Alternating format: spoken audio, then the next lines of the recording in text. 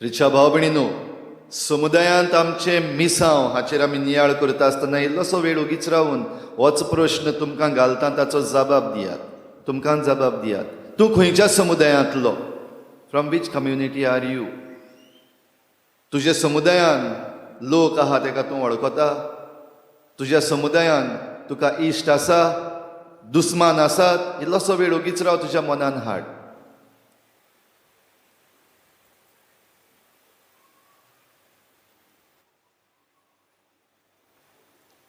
भाव भयणीनो, भाग्योन फ्रांसीस शावेर जेन्ना ह्या संवसारांत आसलो तेन्ना तो समुदायाचो वांगडी जालो काय इल्लोसो नियाळ करुया.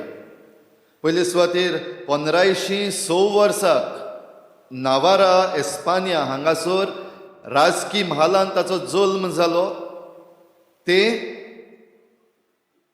1552 वर्साक सांशुआन ह्या जुंयार ताचें मरण जालें. त्या मेरेन तो समुदायाचो वांगडी जालो. तोर्नाटो आसतना ताची व्हडली व्हडली सपनां आसली आनी पॅरिसाच्या महाविद्यालयान, पॅरीस युनिवर्सिटी हांगासर हो व्हड मनीस जावपाचो आपलो आवंडो जेन्ना तो शिकतालो तेन्ना इनास द लॉयोला हाच्या सांगाताक आनी 7 जाण ते मेळून तांणी एक नवी संस्था घडली, एक नवो समुदाय.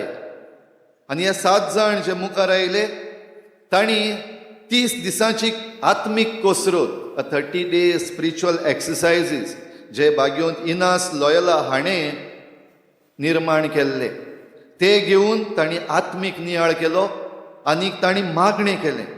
आनी हे भाशेन जेजुइतांची संस्था घडून हाडली.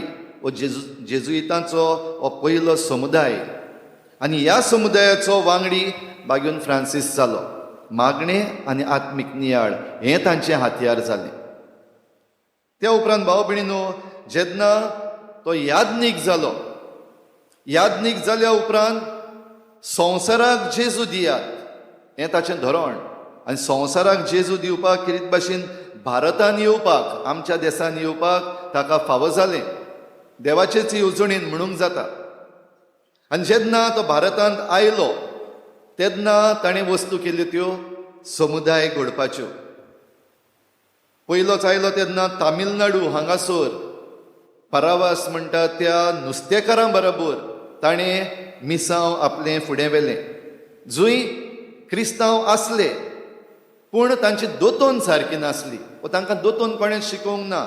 फ्रांसीस शावेराच्या आदीं जे कोण आयिल्ले मिस्योनार तांणी बावतिजम दिल्लो आनी तशेंच सोडून गेल्ले वेगवेगळ्या कारणांक लागून.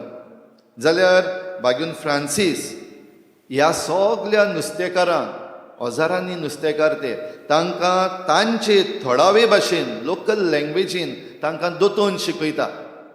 म्हणजे आपूण तांची पयली लँग्वेज, तांची भाशा शिकता आनी हे तांचे भाशेन तांकां ताणें दोतोन शिकयली. तांच्या बरोबर मिसवळ जालो, थळाव्या लोकां बरोबर मिसवळ जालो. आनी हें मिसांव ताणें फुडें व्हेलें. तामिळनाडू हांगासर हें मिसांव जाल्या उपरांत दुसऱ्याय देशांनी, माकाव, मलेशिया, जापान हांगासरूय वचून तेंच ताणें केलें. थंयसरल्या लोकांक थोडावे भाशेन आनी थोडावे जे तांचे वस्तू आसल्यो त्यो घेवन जेजू तांकां दिलो. संवसाराक जेजू दियात. आनी हें करपाक ताणें समुदाय घडले. कितें भाशेन जापान हांगासर भितर सरपाक आनी थंयसर हें मिसांव फुडें व्हरपाक खूब अवघड आसलें. पूण जी डिग्री ताणें घेतलेली आपली ती ताणें वापरली. आनी ती डिग्री आसा देखून ताका जापानांतूय भितर सरपाक मेळ्ळो. थंयसर ताणें 5 समुदाय घडले. थंयसरल्याय लोकांक तांचे भाशेन ही जेजूची शिकवण ताणें दिली. भाव भयणीनो, फ्रांसीस शावेर सांशुआन ह्या जुंयाचेर 1552 वर्साक सोंपलो. आनीक 1622 वर्साक 1622 ह्या वर्साक पवित्र सभेन ताका सांत म्हणून पाचारलो. आनी त्या उपरांत वेगवेगळ्या देशांनी, वेगवेगळ्या समुदायांनी सांत फ्रांसीस शावेर एक खुणा वो एक मिसांव जेजू जें शिकयता तें आपल्या जिवितांत घालपाक हेंच ताणें मिसांव केलें. आयज जायत्या देसांक हे भाशेन एकठांय केल्ले आसात, समुदायांक एकठांय हाडली आसात. वेगवेगळे तरेच्या समुदायांचो लोक, वेगवेगळ्या गांवचो वो वेगवेगळ्या धर्माचो लोक पासून आयज सांव फ्रांसीस शावेराक भोव करून आमी गोंयांत ताका आमचो गोंयचो सायब म्हणून पाचारता. तर भाव भयणीनो, हें मिसांव मुखार व्हरता आसतना सादी वस्त आमच्यान जी म्हणूंक जाता, जेजून जे उपाय वापरले ते उपाय वापरून सांव फ्रांसीस शावेरान समुदाय घडोवन हाडले. जाल्यार ज्या समुदायांनी आमी आसा आनी ह्या ज्या समुदायांतली आमी आयल्या, आमच्या समुदायाची परिस्थिती आयज कितें आनी आमच्या समुदायान जण एकल्याचो आमचो जागो कितें हाचेर आमी जण एकल्यान नियाळ करपाक जाय. जायते पावटी घडी आमी म्हणटा समुदाय समुदाय म्हणल्यार आवटडेटेड, आमकां तें समजना वा आमकां वेळ ना थिंगा टायम वेस्ट करपाक. समुदाय हाचो अर्थूच जायते पावटी आमी समजूंकूच ना घडये आजून पासून. जायतीं जाणां आमी गोंयकारां आजून समुदाय म्हणल्यार कितें तें सारकें नकळो. समुदाय म्हणल्यार आमची कम्युनिटी, आनी कम्युनिटी म्हणल्यार आमचे मदें आसलेले संबंद. आनी हे संबंद आमी जेन्ना जियेता आनी जेजूची शिकवण थंयसर जियोवपाक आमकां सयेक घेता, तेन्ना आमी ह्या समुदायान आमचें मिसांव फुडें व्हरता. भाग्यून फ्रांसीस शावेरान व्हेलें. हाचे पयलें वाचप भाव भयणीनो, इजायास प्रवादी आमकां जी खबर सांगता वो जें बाकीत करता, तेन्ना इज्रायलाची परिस्थिती कसली आसली, वो इज्रायलाचो समुदाय जो आसा तांची परिस्थिती कसली आसली. आसिरियेच्या राजान तांचेर घुरी घातलेली आनी आसिरीची फौज इज्रायलांत आसलेली. देखून इज्रायलाचो समुदाय जो आसलो, इज्रायलाचो लोक जो आसलो, ते भिरांतीन आसले. एके वाटेन भिरांत, दुसरे वाटेन ही आसिरियेची फौज जी आसा ती तांकां चिड्डिताली, कितेंच करूंक मेळ्ळो नासलें. तांच्यो जमनी, तांच्यो न्हंय आसल्यो. एके भाशेन क्रुएल्टी तांचेर चलताली. असल्या वेळार इजायास प्रवादी तांकां हो संदेश दिता. आनी हो संदेश कसलो? हो संदेश भरवशाचो. आयच्या पयल्या वाचपान आमी आयकलां. झाडाची खबर केल्या थंयसर. हें झाड खातुल्लें आनी ह्या झाडाचें निसणटण जालें. जाल्यार हें झाडाचें निसणटण म्हणटात तें हेंच आसिरियेचें रायपण जें आसलें, ह्या रायपणाचें निसणटण जातलें. तें झाड कातरून उडयतलें. कित्याक? हें झाड म्हणजे आसिरियेची राजवट जी आसा ती ह्या इज्रायलाच्या लोकांचेर जायतें वायट करता, तांकां चिड्डिता, तांकां देवाच्या मोगान वाडूंक दिना. आनी तें जेन्ना निसणटण जातलें तेन्ना तातूंतल्यान कोमरी फुट्टली. हें आयच्या पयल्या वाचपान आमी आयकलां. कोमरी कोण? भाव भयणीनो, आमची सोडवण करूंक जेजू क्रिस्त देव मनीस जावन येता ती हीच कोमरी. जेन्ना हें दाविदाचें राज एके भाशेन काबार जातालें तेन्ना जायतो लोक समजलो. पवित्र पुस्तकान देवान ताका भासावणी केल्ली आसा की हें राज वो दाविदाचें राज केन्नाच सोंपचें ना, तें सदांच्या सदांच तोगून उरतलें अशें म्हणून सांगलोलें. तें खंय गेलें काय हें जायतो लोक चिंततालो. कित्याक? दाविदाचें राज काबार जालें, दाविदाचें राजकूड काबार जालें अशें तांकां दिसलोलें. पूण ह्याच दाविदाच्या कुटुंबांतल्यान ही कोमरी म्हणजे जेजू क्रिस्त उपजलो. आनी जेजू क्रिस्त ही कोमरी कशी उपजली तेन्ना सगलो चोंवर फुटलो. ताणें आमकां आपले शिकवणेन वाडूंक कितले सयेक दिले. ताच्यो मिलाग्री, ताची शिकवण त्या काळाच्या लोकांक एके भाशेन हो चोंवर जालो. देखून ते 12 आपोस्तल भाराभर आयले. एक समुदाय घडलो. जेजू हो संवसार सोडून गेलो तेन्नाय ह्या शिसांनी, ह्या जेजूच्या आपोस्तलांनी आनी दुसऱ्या शिसांनी बाराबर मेळून हो चोंवर सगल्याक दाखयलो आनी हें दाखोवपाक समुदाय घडले. देखून आमी पवित्र सभेची खबर करता आसतना ह्या पयल्या क्रिस्ती समुदायाचो उगडास करता, मोगान उगडास करता. आनी दर एक पावटी तांचो आमी उगडास करता तेन्ना आमी म्हणटा ती एका मनाची, एका काळजाची जाली, सगळें तांणी भागाक दवरलें, हें आमी सद्दां उगडास करता. जाल्यार आयज जरी तर आमचेर आमी नदर मारली, आमचे समुदाय कसले आसात? भिरांतीचे जाल्यात काय?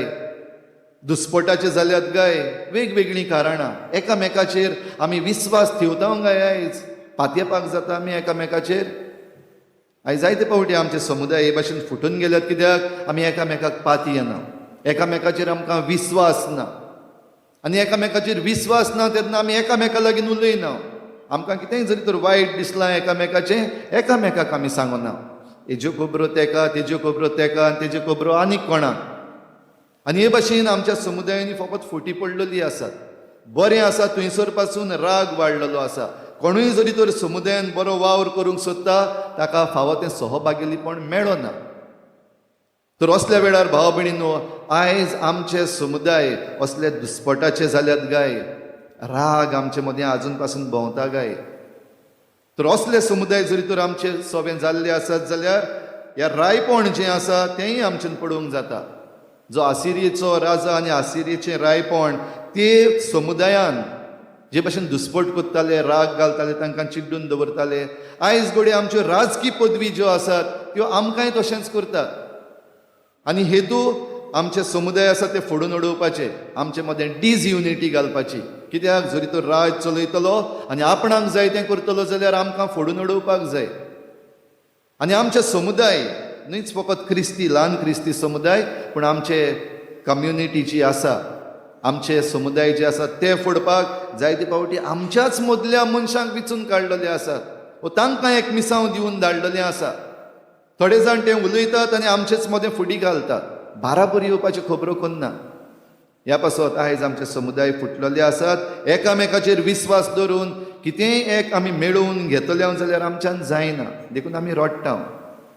तर भाव भयणीनो, जरी तर आमकां हें क्रिस्ताचें मिसांव आमच्या समुदायान व्हरपाक जाय जाल्यार दर एके फिरगोजीन, दर एका गांवांत आमच्यो ल्हान क्रिस्ती समुदायो आसात, बांदून हाडल्यात, शिकवण आमकां दिल्या, सगळें केल्लें आसा. आनी खरेपणी जरी तर आमी आमचें क्रिस्तांवपण जिवंक सोदता जाल्यार आमचे मुखार एक व्हड आव्हान आहा, चॅलेंज आसा.